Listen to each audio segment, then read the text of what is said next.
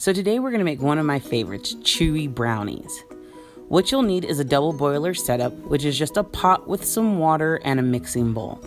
You'll also need just a regular mixing bowl to mix your dry ingredients. You'll also need a baking dish. It can be glass or a non-stick pan, but it needs to be 9 by 13 inches.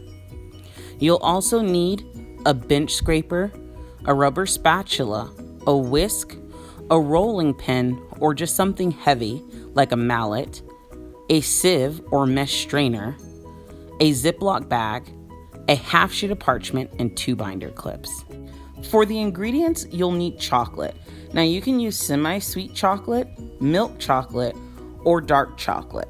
Just know that if you use dark chocolate, you may have to increase the sugar a little bit to balance the flavor. But any chocolate that you prefer will work. You'll also need butter and oil. Now in this recipe, you can use either oil or butter. I like to use both. You'll also need granulated sugar, eggs, flour, cocoa powder, vanilla extract, kosher salt, and pecans. Now, pecans aren't the only additional ingredient you can add to this recipe. You could also add walnuts or almonds. You could even add things like dried fruit or even chocolate pieces. And then you'll need Crisco shortening just for greasing the pan. It's not actually an ingredient that will go into our brownie mix. Now, before we start this process, we want to preheat our oven and then also grease our pan. We want to do this so we don't forget at the end of making our brownie batter. So what we're going to do is just lightly coat our 9 by 13 inch baking dish with just some Crisco. Now you don't want the Crisco to be coating so thick that it leaves a white residue. It should just be clear. Also, make sure that when you're greasing your pan that you're greasing the sides and the corners. Nothing is worse than forgetting to get the sides and the corners of your pan and your brownie batter getting stuck to the sides. Now that you're done greasing your pan, you can go ahead and reach for your parchment paper and place that into your pan. Now lightly press the parchment into the pan. You'll see that the shortening acts as like an adhesive to stick the parchment securely to the base and the sides of your pan. All you have to do is crease over the flaps and then secure it with a binder clip. You're going to do this for both sides. So secure your first clip and then your second clip. Now that your parchment paper is secure, now it's time to lightly grease the parchment paper just like you did the pan. This will also help to prevent any further sticking of the parchment to the brownies after the baking process. And don't forget, you need to grease those sides. Now that your pan has been thoroughly greased, you can go ahead and set it aside while you prepare your brownie batter. The purpose for this pan preparation is so that it's easy to remove your brownies after baking. You see that you've created 2 flaps with the parchment, which make it easy to lift after baking. Now here's your setup for preparing brownies. Now I know this setup looks intense, but that's just because I'm working in a small space and I want you to be able to see all the ingredients and the equipment as we use it. So I have my tools ready to go, and the first thing you want to make sure is that you have your double boiler going, and it should be boiling at this point. Place your bowl back on and then go ahead and add your chocolate chips. Next, you're going to go ahead and add your fats, which is going to be your butter,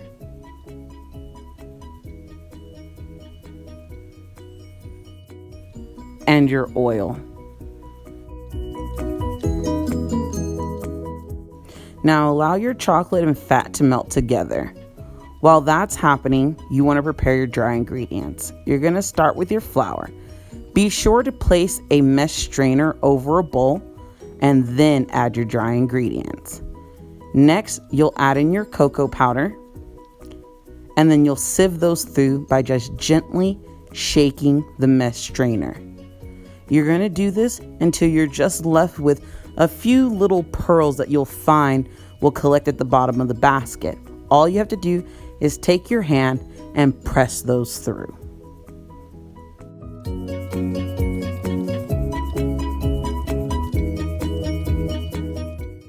Now add your kosher salt directly to your dry ingredients. Because the crystals are too large, you cannot pass them through the mesh strainer. Grab your whisk and mix your flour, cocoa powder, and salt until they are thoroughly mixed.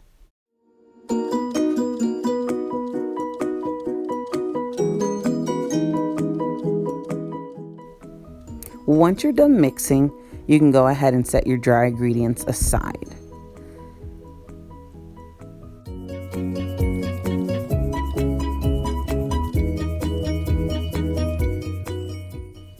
Now it's time to prepare our pecans. So grab a plastic Ziploc bag or anything you can place your pecans in. So we're going to dump those into the bag and then just zip it up. Try to get some of the air out if you can. That'll prevent the bag from getting any holes or popping anywhere when you go to take your rolling pin, and then just give them a good little smack. All right. Now you can do this until the pecans are as big or small as you would like them.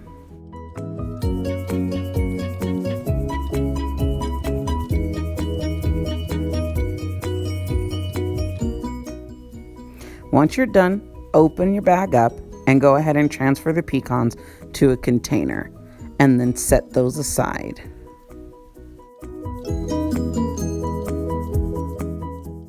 At this point, it's time to check your chocolate and fat mixture. Give the mixture a good stir with your spatula and you should see that the chocolate has already started to melt. Continue to stir this mixture until the butter is completely melted and the chocolate and fats are evenly mixed. Once your chocolate mixture is ready, go ahead and remove it from the heat and place it on a towel. That'll absorb any moisture from the bottom of the bowl. Now excuse me while I go ahead and move my induction burner out of the way. Now your towel will also help secure your bowl during the remainder of your mixing. So here I'm going to place it a little bit more center shot so you can see what it should look like. It should be a nice, even, liquidy mixture. Next, you want to add your vanilla extract. It is important that you add it at this stage. If you add it before your chocolate has melted, then the water from the vanilla extract will cause your chocolate mixture to seize. It'll look grainy, and that's not what we want until we add the sugar. So here you can see I'm gradually adding the sugar in, and the warmth from your chocolate mixture should be enough to just slightly melt your sugar. And the sugar is going to also help to cool down the temperature of your chocolate mixture before you add in your eggs, which is important because we never want to add eggs to a hot mixture. If you do that, you will get scrambled eggs, and no one wants scrambled egg brownies.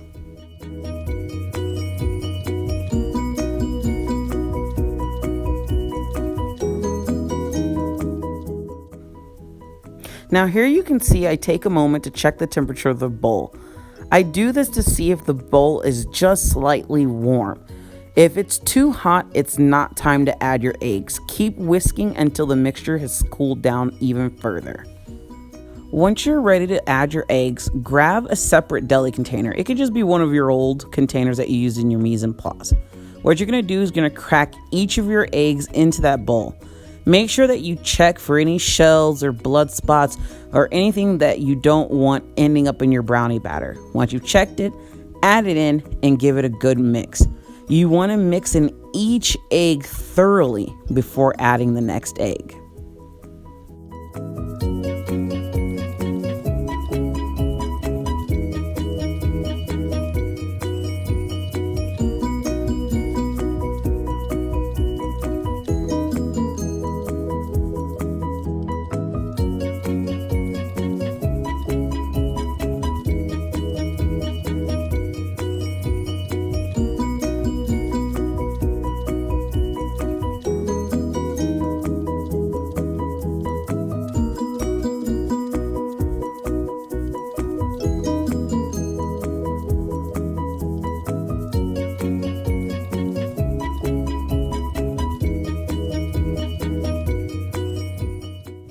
Now on this last egg, once you have it mixed in, you want to give it a good whisk, just like you see me doing there.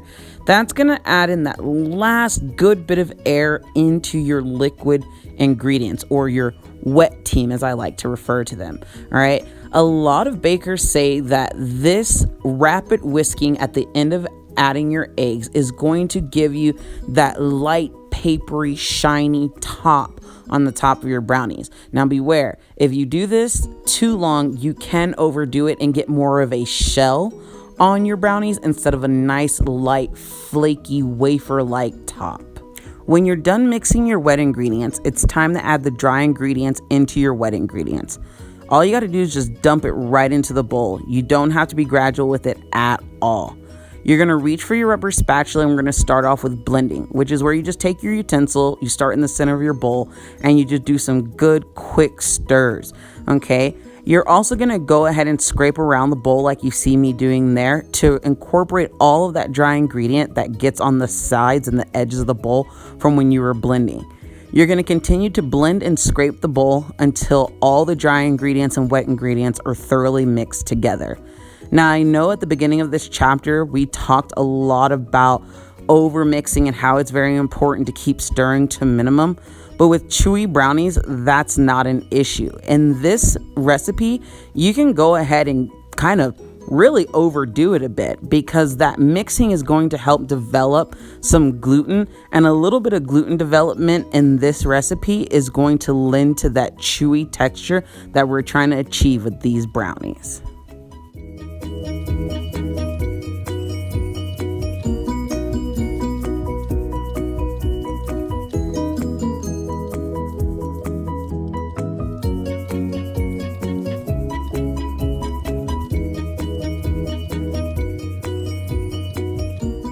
Once you're done mixing your batter, it's time for your additional ingredient, in this case, pecans. Go ahead and dump those right on in. Now, just like muffins, you could coat your additional ingredient in a little bit of flour to help them suspend throughout the batter. But because brownie batter is so dense, it's not usually necessary, so it's up to you. Continue to stir those in, and once you're done, it's time to pour it into your prepared baking dish.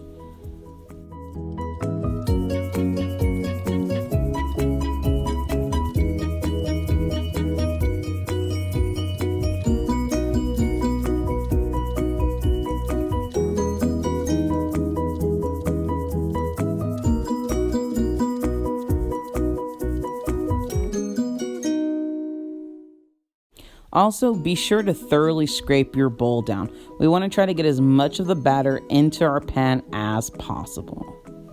Using your spatula, gently spread the batter out across the bottom of your pan. You just want to be really gentle with this. You don't want to dig down to the bottom of the pan.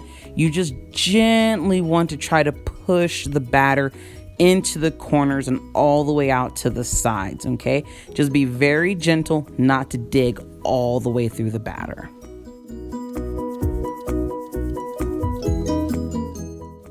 Once you're done spreading out your brownie batter, they're ready for the oven. Now, some people do choose to allow the brownie batter to set out for about 5 or 10 minutes. What that does is allows the batter to settle, and you'll see it go nice and smooth and shiny on the top. I mean, if it wasn't shiny enough already, those brownies look amazing. Now, this is an optional step, but some people say it allows that crust that we get on the top to form really nicely. But we're just gonna go straight into the oven. Now that our brownies are out of the oven, it's time to test it with a toothpick. So we're just gonna insert that toothpick right into the center of our brownies. And what we're looking for are like moist crumbs. We don't want it to be liquidy. We just barely want some moist crumbs on the edge of the toothpick, or the end of the toothpick rather. I know it's kind of hard to see there, but you can kind of see that it's a little shiny, but you can kind of see like some of the crumbs there. I tried to use my hand so you could see it better, but unfortunately, I don't think you can see it. Well, anyways, take my word for it. They're perfectly done. Now all we need to do is let them cool before we get to this part, the serving. So all you're gonna do now is remove those binder clips. Now, when you go to pull on the parchment to take this out, you may feel a little bit of suction, or it may be stuck ever so slightly to the edge of the pan. You see how I'm struggling there? So I'm gonna stop and I'm gonna go get myself my mini offset spatula or my mini palette knife. And I'm gonna use that because it has a really thin blade that I can use to get around the edges. So you can see there that I'm just wiggling it in there just to get along the sides. So still be gentle with it because you don't wanna break your brownies. But all I'm just doing is kind of just separating it off the sides of the pan. I mean, they're not stuck, but there is a little suction there from the sugar that we kind of have to release, okay? Once you do that, your brownie should come out with no problem.